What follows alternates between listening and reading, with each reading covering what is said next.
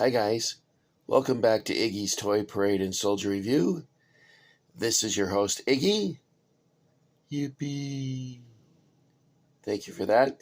And what I have here is an assortment of carded Ultimate Soldiers. I thought I had one more. Anyway, these I found in a box with Star Wars figures.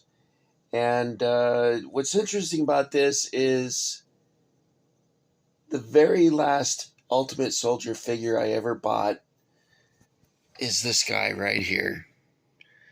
Now, this was manufactured in 2002 or copyrighted in 2002, and I didn't buy him until I believe it was 2007, and I got him on clearance, and this is the last figure that I ever got in the store.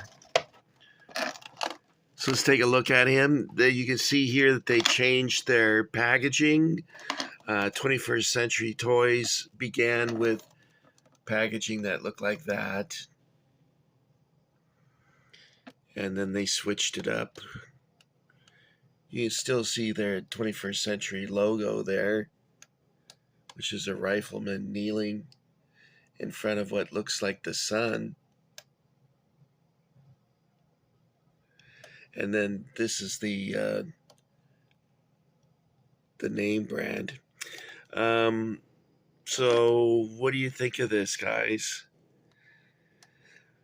Well, it's got a lot of problems with it. This color that you see here was only used by the Luftwaffe and not for the regular army or here.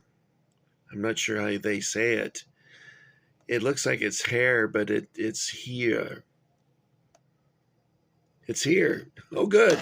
The figure's here. So the coat is wrong. And this is British style shorts. The Africa Corps wore a short that was way shorter. This one almost came to the knees. The one worn by the Africa Corps was probably more like about here. So like a gym short. And they didn't, at first they wore them in combat, but they quickly learned that for their purposes, trousers were better. The reason being is that shrapnel kicked up by mortar rounds or hand grenades or artillery would send little chips of rock or whatnot, and cut their legs, and then their legs would be swarmed by flies. Flies and fleas were a constant devil to bedeviling the troops in North Africa. So they had a lot to deal with. They had the extreme temperature shift from daylight to night, and then also the parasites, bugs, and whatnot, as well as being shot at, which could be a problem. The only thing that I recommend for this is the high boots, which were favored by the officers, and the enlisted men would wear the ankle boot, which is essentially the same boot but much shorter. And that's the tropical cap, tropical felt boots. And it's really good. I like this a lot. Now you say, well, Iggy, you said the color is wrong. But when the original colored caps were exposed to constant sunlight or were bleached by newcomers, newcomers would take, I think they said that they took a pellet from their gas mask and put it in water and then soaked their hat, and it would turn it, it would act like bleach, I guess. If I got that story straight, I'm not sure now. Anyway, so this fits very well. It looks natural, and was very well done, as are the boots. And of course, the MP40, which is sometimes erroneously referred to as the Schmeiser. Um,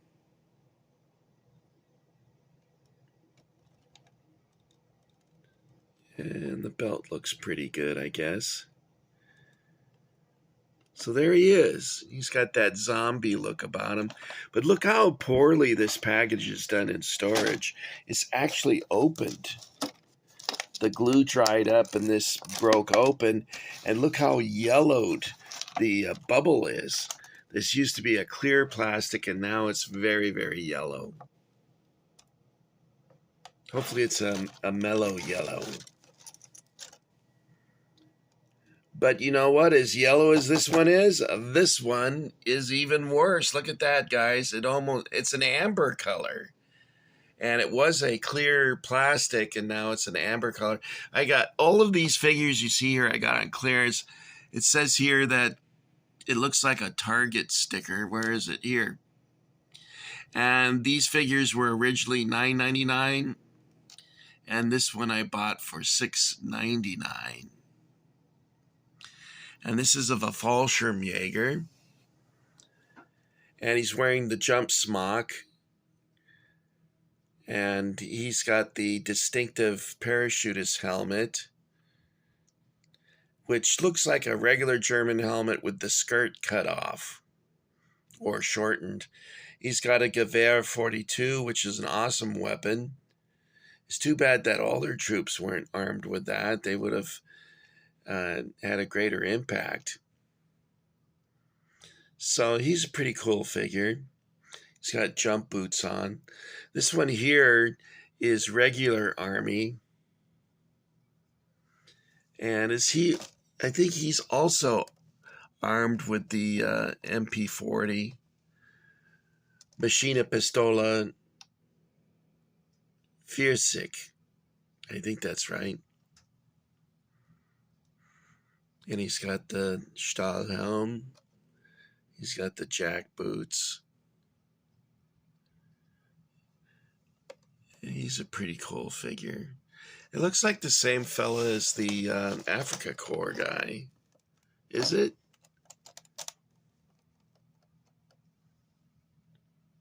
I think so. And then I have another Fallschirmjäger. Oh, the plastic did a little better on this one. This one is sort of a pea color if you're dehydrated. All right, so here's the 4 figures I found with all the Star Wars. This one kind of tugged at my heartstrings a little when I realized it's the very last one I was able to buy in the store. Towards the end, I was just buying these types of figures for 2 different reasons. Well, actually, one reason dominates the others. So, and that was the fact that I could get all of them on clearance. And that made a big difference. The boxed figures were, they got too expensive for me. You can see here, I got this one for $5.99. And it originally was being sold for $17.99. Yikes. KB Toys, though, was always very expensive, but you could get good clearance deals. However, I believe that's probably one of the things or factors that contributed to their demise was the fact that they were much more expensive than Target or Walmart or Toys R Us. And so if you're a collector and you want to buy a lot, why get this when you can get 2 of these?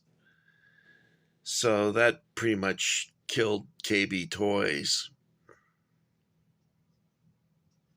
All right, guys, I'll pass over them very quickly so you can get an idea of what we're looking at. I don't know if you can really see that. He's wearing a splinter pattern jump smock. In the Mediterranean, a lot of men would wear the jump smock and no trousers because they could snap the leg openings and wear them like a pair of shorts. This would be an early war uniform.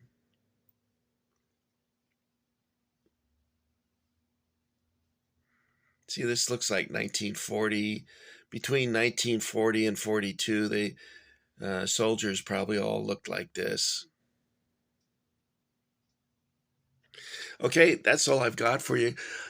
You know what, guys? Thanks for coming along again. It's nice to see you back.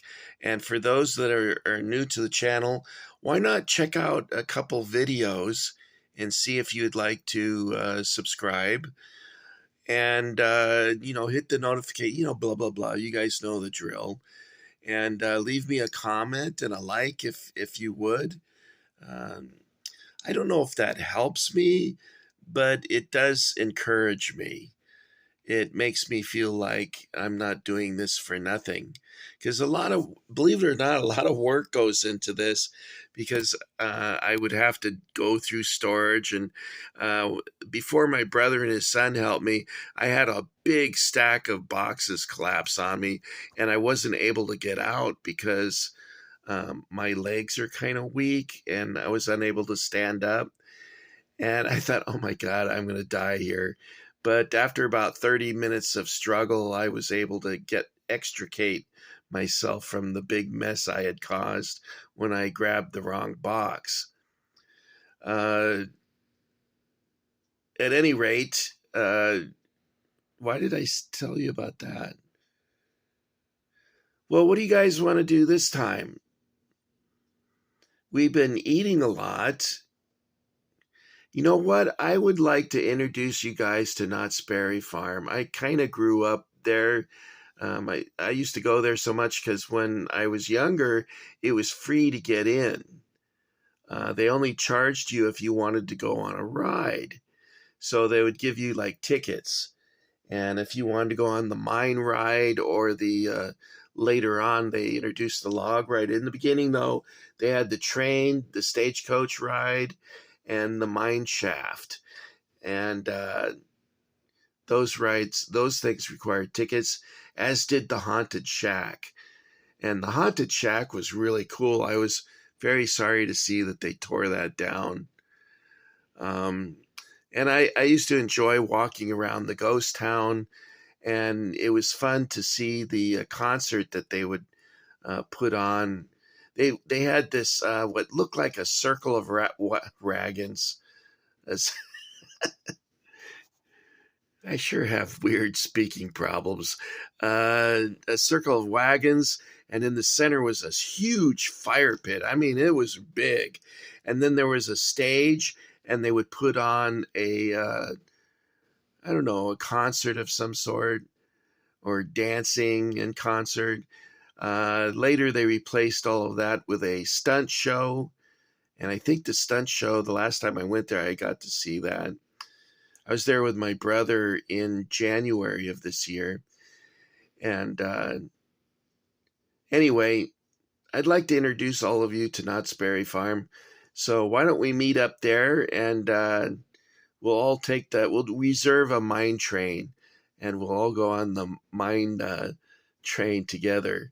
I think we'd have a blast doing that. And then get some boysenberry soda. I think you guys would like that. It's pretty good.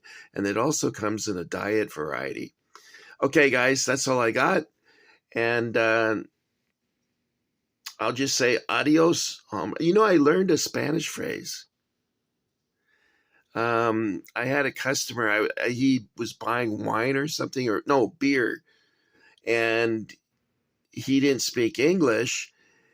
And I kept trying to communicate to him that he needed to provide his identification or his birthday in order to buy the beer. And the poor fella, he was getting kind of nervous looking. He didn't understand what I was saying. So I asked a couple that were from Colombia, how do you ask someone's birthday in Spanish? And they say, ¿Cuándo este cumpleaños? So it'd be ¿Cuándo este cumpleaños? And that is, when's your birthday? So it's fun to learn new things like that. Anyway, I'll say adios since we were talking about that. Bye.